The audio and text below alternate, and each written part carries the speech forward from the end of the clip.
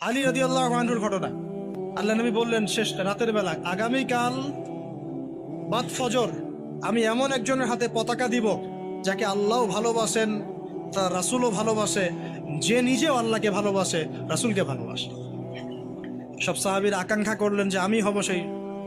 উমর ইবনুল খাত্তাব মনে করছেন আমি মনে হয় সেই সাহাবী। সকালে উঠে নবী সাল্লাল্লাহু আলাইহি ওয়াসাল্লাম বলছেন, সাল্লাল্লাহু আলাইহি ওয়াসাল্লাম, আলী ইবনে আবি তালিব কোথায়? নামাজে আসেনি কেন?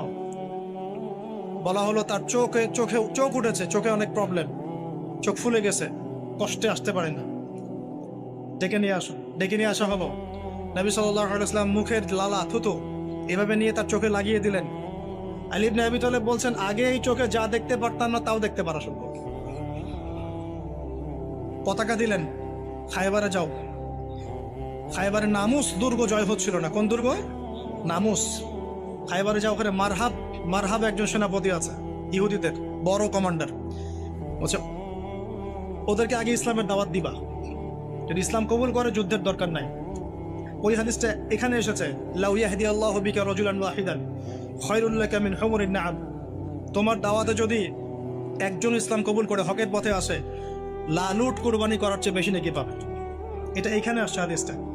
আর যদি দাওয়াত কবুল না করে জিজিয়া দিয়ে থাকবে, জিজিয়াও দিতে চায় না, তখন আক্রমণ করবে।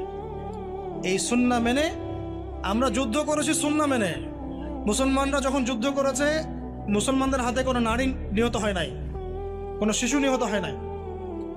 আর এদের তো যুদ্ধের কোনো জ্ঞান নাই, সব যুদ্ধ অপরাধ, এদের সবই যুদ্ধ অপরাধ। এরা কাউকে ছাড়বে না, নারী শিশু আবাল বৃদ্ধ সবাইকে ম্যাসাকার করে ফেলা। আর নবী সাল্লাল্লাহু আলাইহি ওয়াসাল্লাম সাহাবীদেরকে পাঠাতেন, বলতেন নারীদেরকে আক্রমণ করবে না, শিশুদেরকে হত্যা করবে না। কেউ যদি যুদ্ধের মাঠেও কালিমা পড়তে চায় তাকে কালিমা পড়ার সুযোগ দিবে। তো